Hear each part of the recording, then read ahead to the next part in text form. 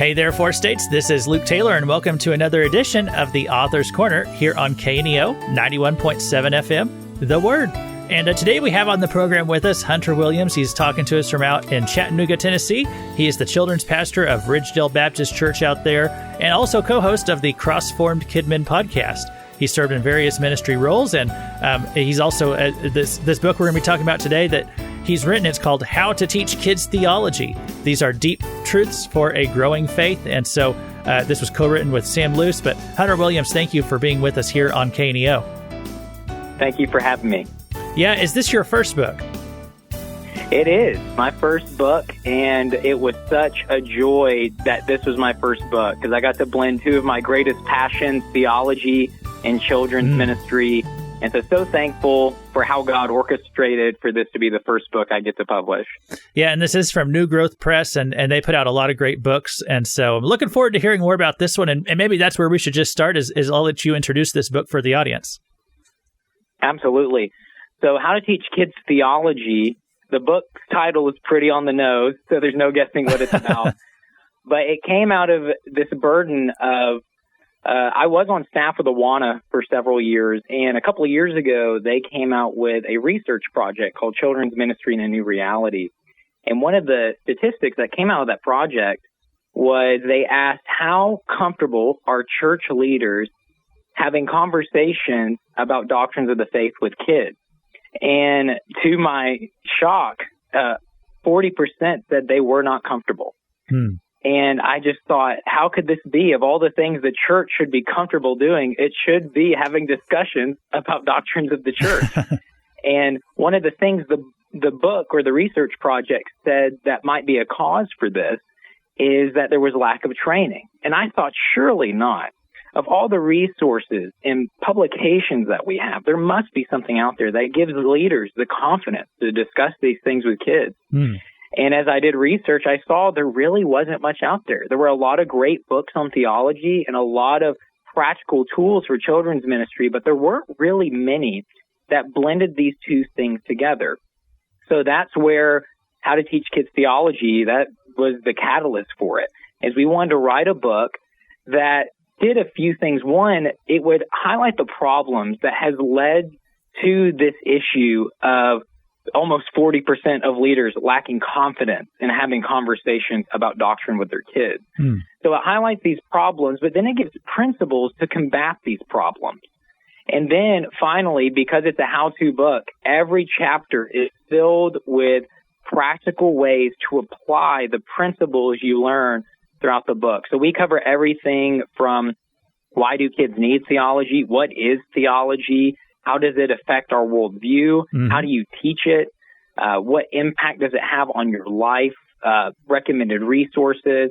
And then finally, the last chapter, we talk about how you've got to bring theology home. It can't just be something that stays in the four walls of the church. And so putting it all together, we really think we tackled this from a lot of different angles to really try to build that confidence in leaders in passing on their faith to the next generation. Okay, well, that's a real good introduction to this book here, and I think a lot of people listening, they would know if this is a book for them. So again, the title, How to Teach Kids Theology. I do love how the title just gets right to the point there. And so you wrote this with Sam Luce. Can you tell us a little bit about Sam and how you two came to be collaborators? Yeah, so Sam and I actually met at a conference. Sam has been in children's ministry for over 20 years. He's worked at his same church for, I think, over 28 years. So he has been in the trenches of ministry for decades. And Sam and I met at a conference, and just right off the bat, I could tell we were kindred spirits. We thought very similarly on issues of theology and kids, and we stayed in touch. And when the idea of this book came to my mind, I was driving back from a training I had done, and I just called him out of the blue. We were mostly just acquaintances at this point. And I called him and said, hey, I've got this idea for this book. I'd love for you to co-author with me just to bring your expertise in ministry as well, because I thought we both had giftings that would mesh well together in this book. And he agreed, and now Sam is one of my best friends. I was actually on the phone with him today, just catching up. And so even though he's from New York and I'm from Tennessee, just meeting at that conference and staying in touch, he's also one of the co-host of the Cross-Form Kidman podcast. So it was such a cool God thing that he had us meet when we did, and that we both had these same giftings and passion to equip the church in this way. Mm. Yeah, and when it comes to children's ministry, I think sometimes that can be kind of a forgotten ministry in the church that, people think, well, we put our kids over in this room over here to the side, and then they think, we have real church in here in the sanctuary. But can you talk about just the importance of why kids ministry is not something that's really should be put to the side, but that the importance of making sure that children understand theology? Absolutely. And I could spend hours just on this question. I mean, I cannot overstate enough the importance of kids needing theology. Let me give you a statistic that I think really just sets the stage for this. So a few years ago, the Cultural Research Center, they did this massive research project. And I think even before this, George Barna was doing research on biblical worldview. And what they came to discover through these questions is that a person's worldview is predominantly set at age 13. And when I first read that statistic, that really blew my mind, because I was thinking a person's worldview was set when they were in high school or in college, but it's mostly set at 13, which means that it's formed around the elementary years. So what that tells me is that the view of God that we give kids when they're in elementary school is really the view that sticks with them into adulthood. So when you put it in that perspective, you realize, oh my goodness, what we're doing with our kids at our church is some of the most important strategic work we do in the church. And that's just statistically, but you look at scripture as well. I mean, when we think of the culture that our kids are living in, if we want them to follow Christ faithfully, when they're getting all of this information and fake news and false gospels, if we want them to stand strong, we have to give them a view of a great God. One way we put it in the book is we can't give our kids kitty cat theology and expect them to have lion-like resolve. If we want our kids to have great resolve, we need to have them believe in a great God, and that starts with giving them good theology. So all around, I don't think there's any way you could tackle this question and not see that theology is of the utmost importance when we think of children's ministry. Children's ministry is not just glorified babysitting so people can, adults can do real church like you said. Kids are in the church as well. And we need to be giving them just the amount of quality, content, teaching, and resourcing that we would adults. And because they're made in the image of God as well. Yeah. So I could go on and on about this, but all that to say, theology is very, very important for kids. Yeah. Well, and I was going to make that comment about babysitting too, that, some people think, oh, we're just putting them in there with a babysitter basically. But I remember at the church, I was a youth pastor for several years, but we went through a period where we didn't have a children's pastor. So I would just fill in, a few months there on Sunday mornings as the children's pastor. And I didn't have an interest in doing ministry in that area personally, but I just came to appreciate it so much that I'm like, this is not babysitting. This is, there's so much spiritual development that's going on in this room. I would say a lot more than for the average, a churchgoer in the sanctuary. There's so much spiritual development, that discipleship going on in that room, answering questions and breaking things down. And so it gave me just a whole new level of appreciation for what's going on in the children's church classroom.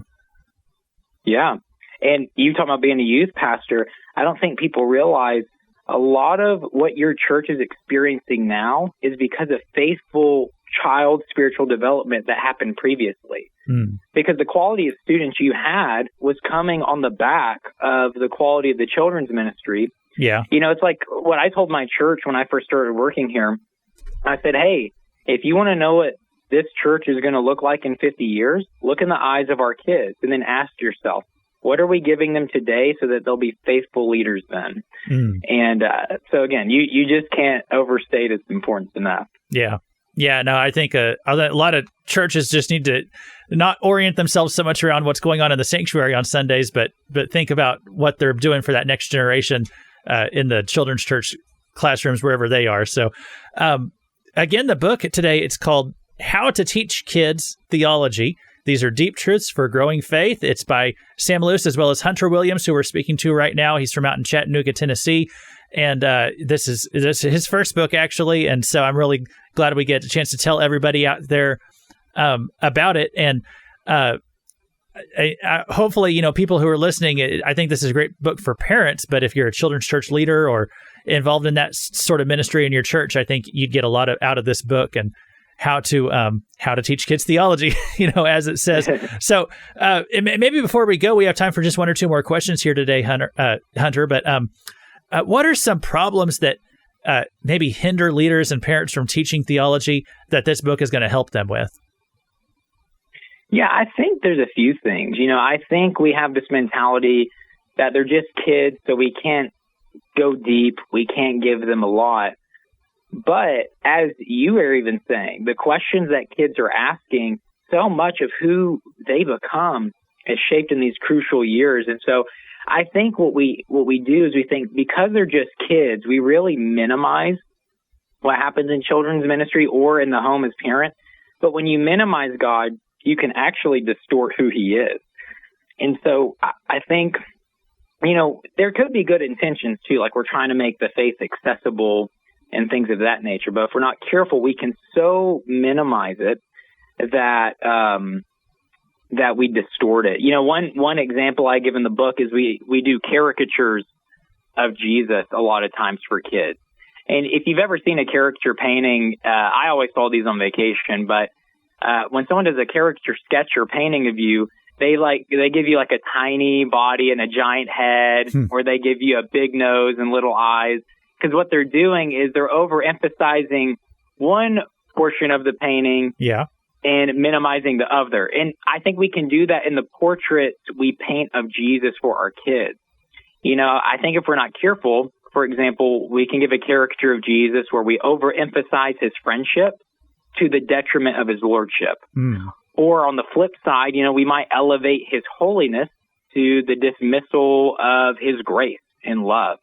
And so I think these are some of the problems that can happen where we minimize God, we give caricatures of Christ, and if we really want to see our churches thrive, we need to give as much intentionality and care to how we present God to our kids as we do to our students, as we do to our adults, our seniors. And so I think that some of the problems we face is just limiting the Great Commission's power in the work of the Spirit to certain age groups or sections of the church when he's at work in all of it. So if you're listening today, parent or ministry leader, know that God can do just as an abundant, amazing amount of spiritual work and development in the kids as he is in your adult. So don't dismiss it. Give it all you've got, because like I've said, what we give our kids today is going to shape the church today and tomorrow as well.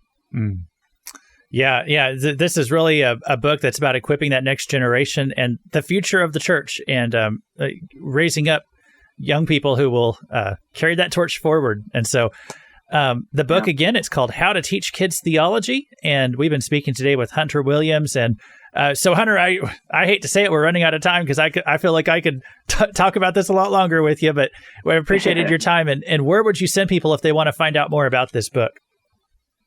Yeah, you can get it wherever books are sold. So you can go to newgrowthpress.com. We've got a lot of information on the book there. We even have a video from Sam where he's explaining the context of the book. But you can learn about it anywhere, Amazon, wherever books are sold. So, I would encourage you, take a look at it, skim through the introduction. I think on newgrowthpress.com, I think they even let you read the first chapter for free, just so you can kind of get your bearings on what the book's going to be like. But yeah, I would encourage you to check it out there. That'd be a great start.